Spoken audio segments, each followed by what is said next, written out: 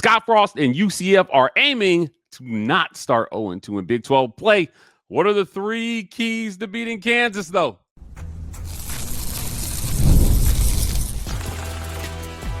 You are Locked On UCF, your daily podcast on the UCF Knights, part of the Locked On Podcast Network, your team every day.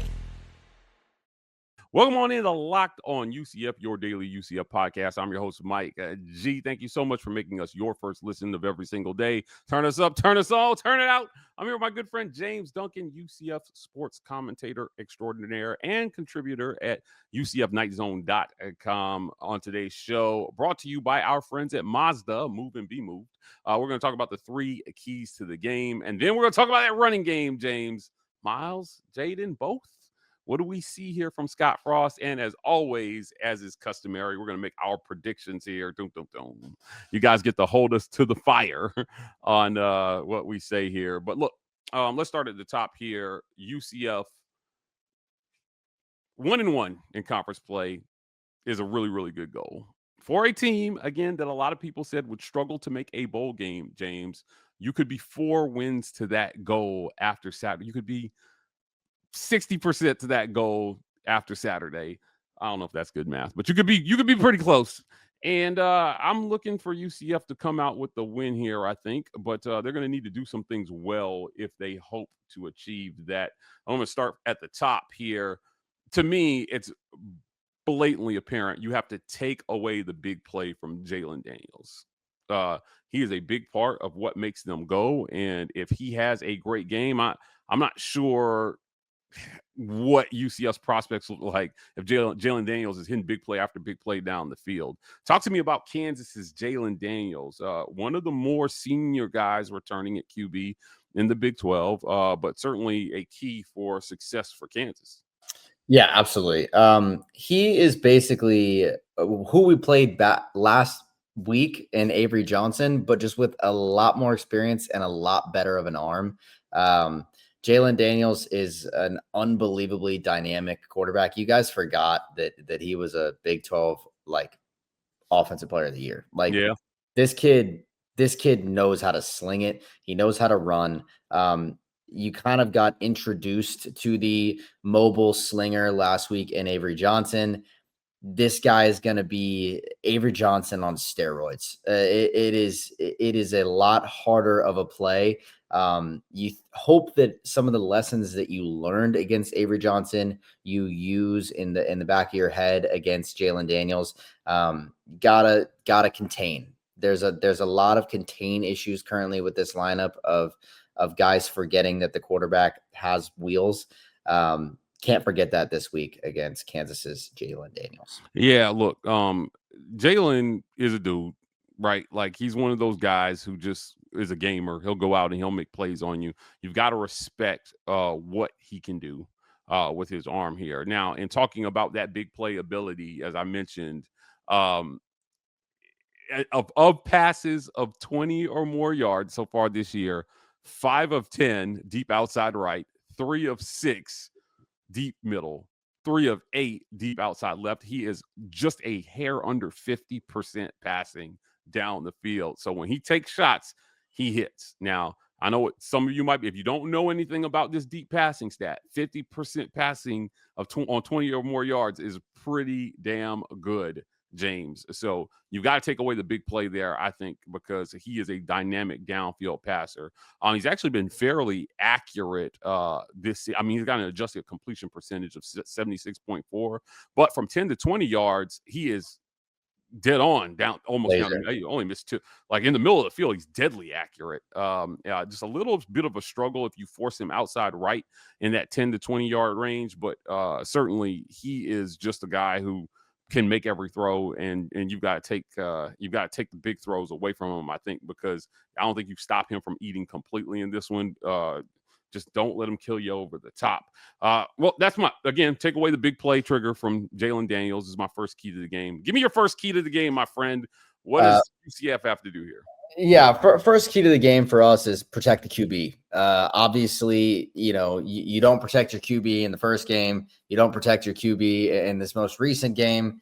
You end up with 2 quarterbacks with AC sprains. You got to protect the guy that's getting the ball every play. I mean, if the guy on offense that's touching the ball every play is going to get injured almost every other game, your team's going to be in a bad slump. You can't have that with the leader. You can't have that with Tayven. You got to protect the QB. That's my big key to the game, because as soon as you run out of QB play, the game stops. And like you said in previous weeks, Mike, and you, this has been very true. This team goes as the quarterback goes. Yeah. This team goes right now as Tavin Jackson goes. So you got to make sure that he doesn't get hurt. Obviously, the injury last week, he comes back in.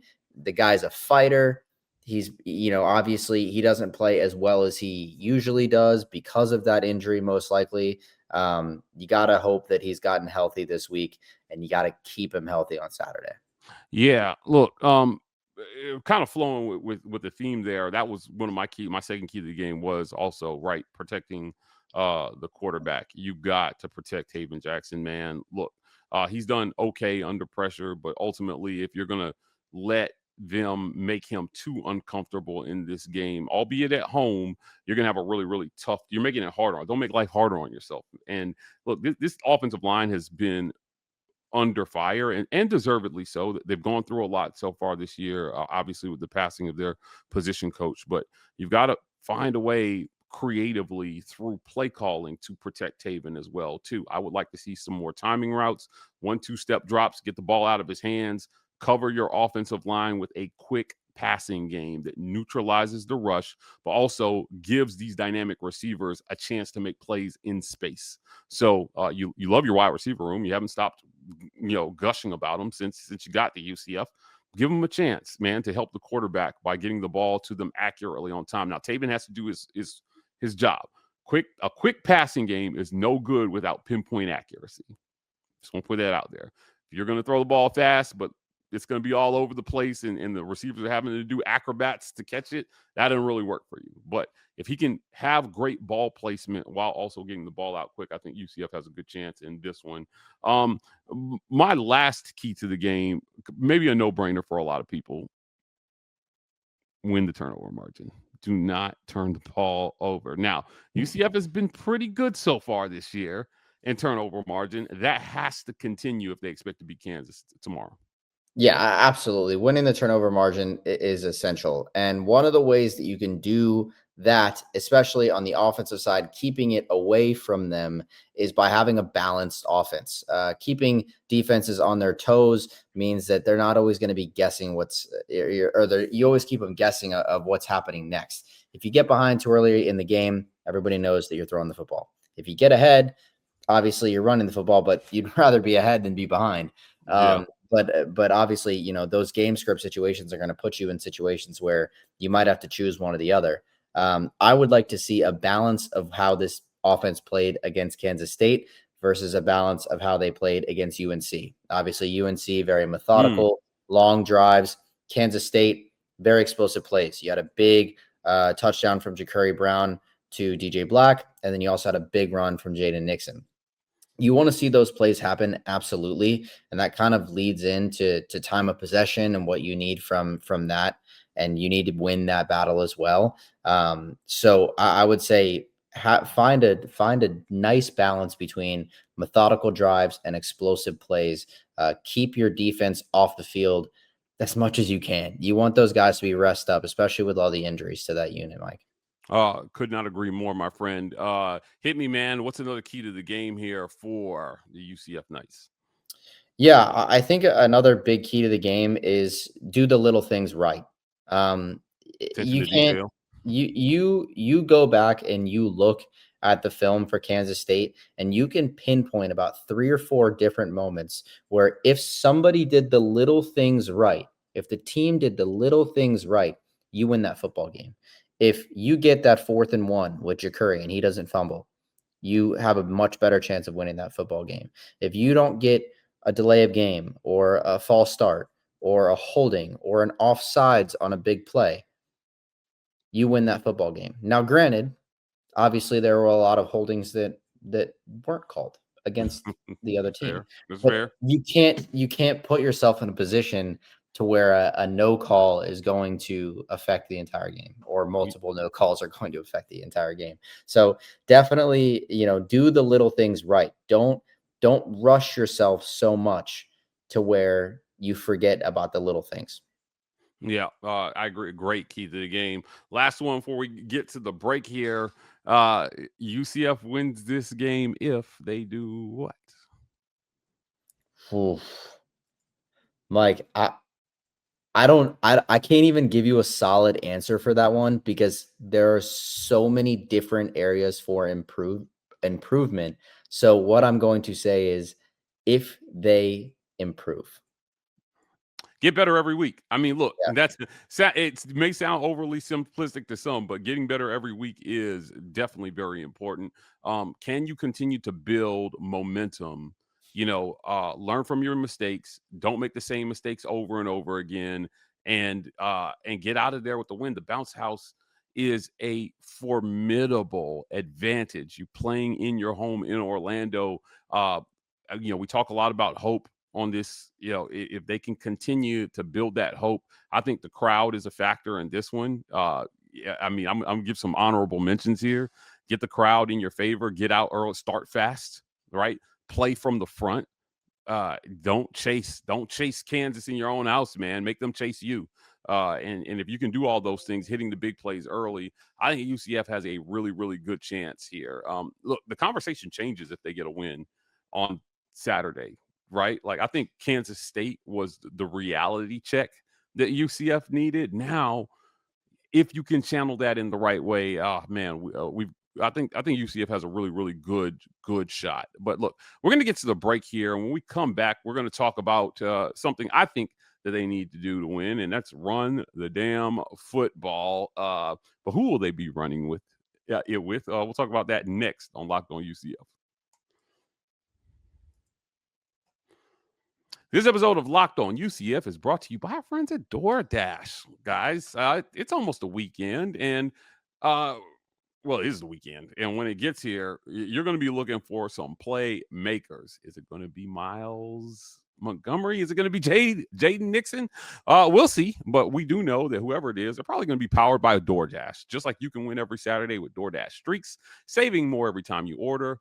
Myles or Jaden will deliver when it matters, I promise you. So whether you're looking for Myles or Jaden to break the big one, and when they deliver, UCF delivers and DoorDash delivers your Saturdays with DoorDash Streaks. You save every Saturday on your order, stack it up all season, and you can save up to $250 plus $100 in DoorDash credits. Order this Saturday, keep the streak alive, fuel your game day, only with DoorDash Streaks. Terms apply, promo period through November 18th. This episode of Locked On UCF is also brought to you by our friends at FanDuel, America's #1 sportsbook.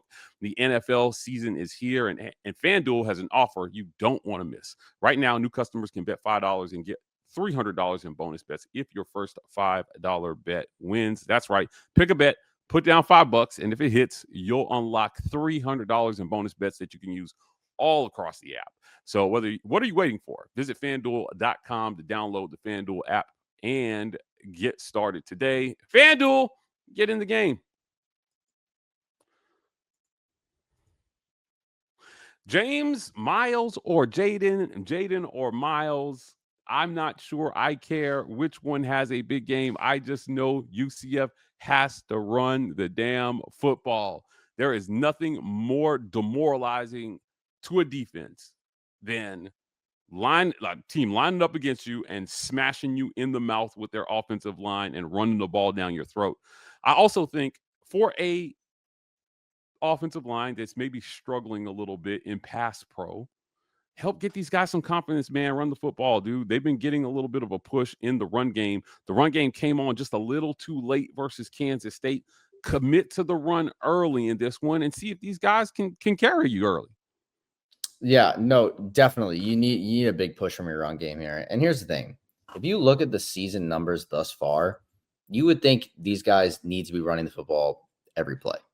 Myles averaging 5.3 yards a carry. He averages a first down every two times 2 times he touches the ball. Now, granted, some of these, numbers are stretched by big explosive plays that these guys have had, but that's just how season numbers work. You need to give them the opportunity for them to have those explosive plays. Yes. So I'll take an explosive play after a 2-yard gain. If you're going to give me a 50-yard run, I'm okay with that 2-yard gain.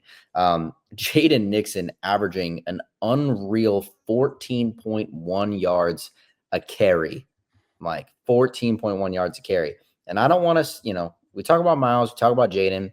Let's get the kid Stacey Gage involved. Yeah. Short yardage situations. You've got 2 running backs under 5'10", and then you have a redshirt freshman that's like 6'1", 200+ pounds. Like, use the kid as a battering ram for short yardage situations. I understand you've got, Jacurri as a running quarterback. He needs to be a threat, but use him and Stacey. Don't see why we aren't using Stacey in these short yardage situations. But Myles, obviously, with 51 carries, 268 yards on the year with one rushing TD. Jaden Nixon with 16 carries for 226 yards with 4 touchdowns. The kid is an explosive play magnet. I think you just need to get one of these guys going. As long as one of them's having a good game, I would assume that UCF is probably having a good game. Yeah, I couldn't agree more. Look, for those of you who are saying, "Oh, but look, all those yards came on big play." You need big plays. You need big chunk of plays from your running backs. And if you give like you said, if it's a numbers game, if eventually they're going to break one, there's no reason not to commit to the run here, because once they do break loose, they could take it to the house. Right. And last time I checked, points are good in football. So the more of them you score, the better position you're going to be in. In the offseason, we kept hearing about Jaden Nixon excelling in camp. He had a disappointing debut versus Jack State. However, I feel like he's starting to come along here. And, the days of the workhorse back, it feels like it's over. The days of one guy getting like 30, 40 carries a game and just absolutely grinding you out on 4 yards a carry. I think that's done. You need to be able to do it by committee in today's college football. So if you got 2 guys that can get the job done, run them, man. And I cannot stress enough, when you look at the PFF run grades versus pass pro, they are much better run blocking than they are in pass protection. Maybe lean on their strengths a little bit and allow those guys to get some confidence, man, because I'm telling you, you're robbing your offensive line of confidence by running these slow developing play action plays that require routes to develop downfield, maybe too slowly. That a half second for an offensive lineman is a lifetime more to have to block, dude. I know it may not seem like that to the average fan, but I'm telling you, it makes a difference. Average time to throw in the Big 12 is about 2.6 seconds. You're holding the ball longer than that. And your name's not, Cam Newton or Lamar Jackson, you're in trouble. Yeah. I'm just telling you that right now. So give the ball to these backs, man. Take some pressure off your O-line. Take some pressure off Tavin Jackson. Let those guys eat. I think the results are great for UCF here. Before we move on, man, give me a number. What do you think is a good run total for that? Last week we said 250, and a lot of people scoffed at that number, saying you're disrespecting Kansas State. They went for 205. I think, was it 205? They went for over 200 yards. So we weren't that far off. Give me a number here for the run game. Well, before I preface this number, I should say, I think that these guys need to get involved. I think you need to find creative ways to get them involved, whether it's the passing or running game, because these guys are playmakers, especially, Dwayne Thomas Jr., playmaker, but Jaden Nixon and Myles, when they get the ball, they know how to make big plays happen. I think you need to find creative ways to get them the ball out of the backfield as well, in terms of short passes or screens or something like that. I'm obviously, when a screen doesn't work, it seems like the most idiotic call on the planet. And when a screen does work, it seems like the most genius call. There's no in between. So obviously, you want to have more of those big play moments than somebody gets tackled in the backfield.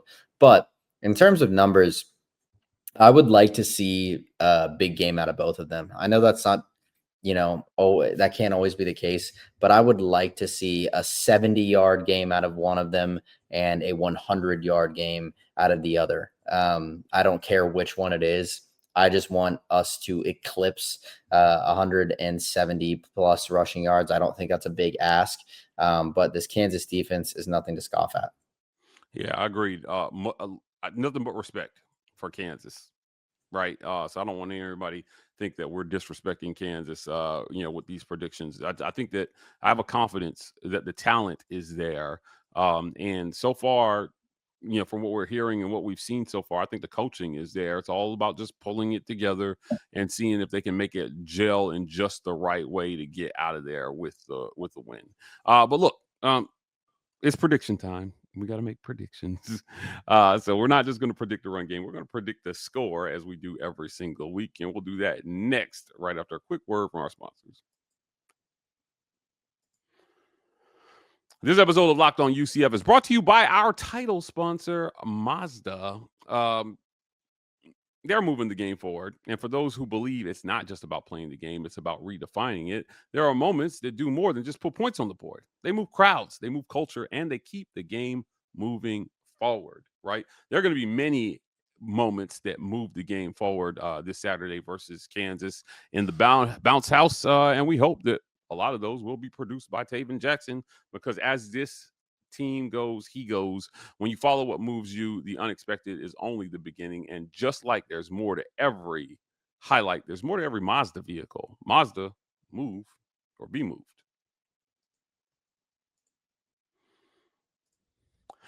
James, we got to make predictions before we get out of here. I have not picked UCF. I was just thinking that, Mike. I was just thinking, like, is this the week where I tell the fans of the school that I'm a fan of that I think we're gonna lose? Yeah. Look, this is very important. I do this for multiple schools, and I can tell you it is very unpopular when I pick against, but I will not in my heart say something I don't believe. Yeah. And that's just it. So if you're looking for pure fan service, I'm gonna tell you right now, this is not the channel for you. But if you're looking for an honest assessment of where the team is at and where their chances lie, this is the place for you. Now, this is a little bit off football, James, but it's October the 4th. I signed on to do this October the 7th last year. So I am 3 days away from being a year into hosting Locked On UCF. And since we started this channel, I feel like we've brought very honest, objective coverage to UCF fans. That's something that I aim to continue to do along you and Andrew. So it's important for people to hear me when I make predictions, it's not just to say, yay, UCF. It's got to come from a place that's rooted in reality. And so last week I picked Kansas State. I'm sorry, I picked UCF. I believed that UCF could have won that game. Now, look, all credit to Kansas State. It didn't work out for UCF, but I thought there were some positives to take away. That being said, I was moved by what I saw from UCF, so it might shock some people, but this week, I'm picking UCF. Nothing has changed. The Knights should be able to get this game, man. Look, the line has moved. Again, it has. Yeah. It opened at 4.5. It moved to 5.5. And now I think it's at 3.5. This is a coin flip game, man. This is a coin flip game. I think home field plays a factor here. Manhattan was a really tough road test. Good reality check for UCF. This is the game I think we really find out what UCF is made of. And when I say that, I mean, not only is it a conference opponent, but how do you bounce back from a loss? How do you come back? How do you reset the next week? And as you said in your keys to the game, very astute, again, might sound overly simplistic. Can they get better every single week? We're going to learn, and we're going to get the answer to a lot of these questions this week. So I'm picking UCF. Unfortunately for UCF fans, though, I think we're sweating it all the way down. I see UCF barely covering here, man. So I'm going to go UCF 28, Kansas 24. Ooh, wow. That's a Possibly a game-winning drive to seal the game for UCF. Yeah, I think down 28-24 in the fourth quarter. Tavin Jackson drives it down the field. Dwayne Thomas Jr. dives for the touchdown. UCF fans go wild. Yeah, I think it's going to be reminiscent of the 2023 Cincinnati game where RJ Harvey spins in for a late TD.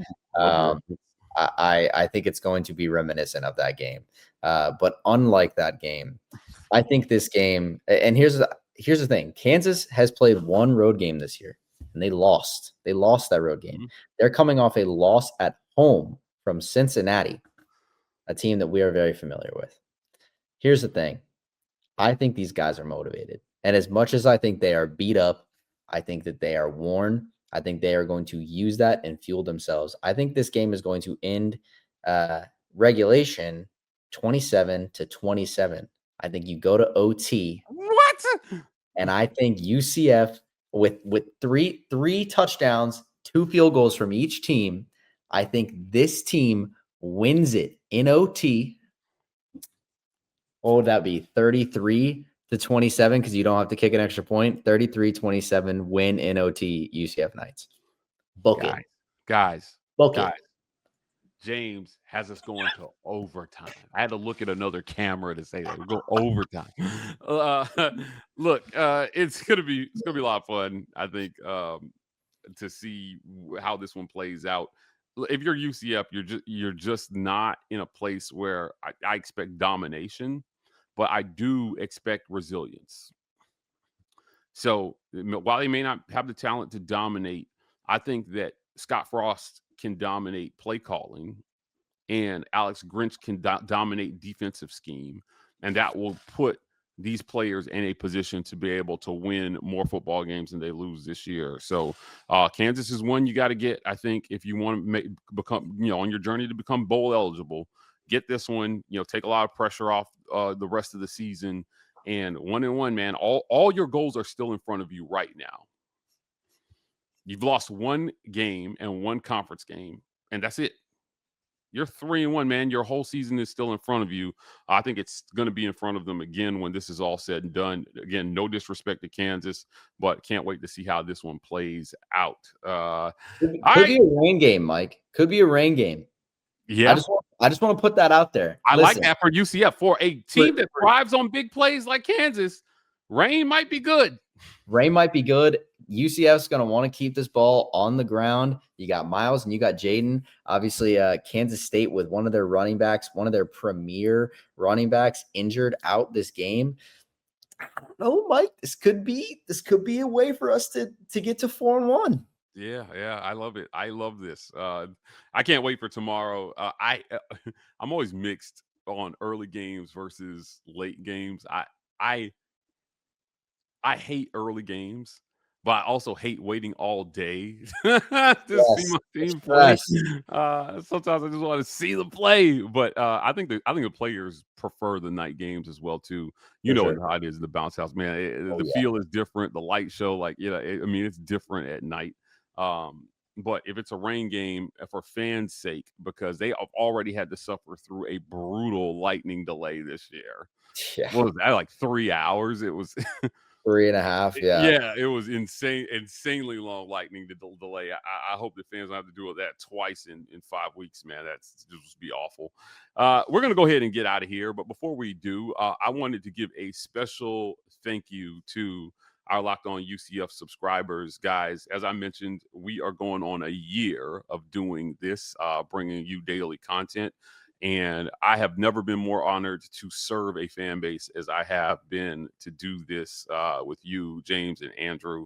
So do us a favor, subscribe on socials and go over to podcast and sign up on podcast. This helps us immensely. You guys may think it means anything, but when you go over to Apple or Spotify or wherever you listen to your podcasts, hit subscribe, turn on automatic downloads, help us become the #1 UCF podcast out there. And my commitment to our listeners is to do this when I don't feel good, to do it when I do feel good, to get the content out to you guys however we have to. So Andrew is doing live reports from the bounce house on post games. James joins me post games. We're bringing quality coverage, but we're having a ton of fun doing it, and we hope you guys have fun watching and listening to it. So from the bottom of my heart, give us your predictions. Give us your game predictions. yes, we need in your the predictions. comments, because I want to hear those. I want to see those. Yeah, I agree. We want to hear from you as always. So hit the comments and drop your predictions for the game. Give me your honest take, not your home. There's a commenter we have with Econ Advisor, I think it is. This bro is a prolific commenter. He knows ball too. He knows ball. Yeah. That's a ball knower. Yeah, he's dropping a whole thesis, man, every single video. We love that here. So interact with him, interact with us, and we'll be back at you guys in the post game to talk about what happened here. We may be right, we may be wrong. Either way, we're going to be here to talk about what happened. So thank you guys so much. And beside it being a year doing Locked On UCF, it's another big moment for Locked On James, Locked On college football fans. Locked On and Fire TV present College Football Kickoff, your ultimate college football weekly preview. Drake Toll of Locked On Big 12 leads the conversation alongside two-time AP Coach of the Year Gary Patterson, former college star Jesse Holley, and Locked On's local experts, yours truly and James. A college football preview only Locked On can do. Catch College Football Kickoff every Thursday throughout the season and only on Fire TV. Catch us here in the post game on Locked On UCF.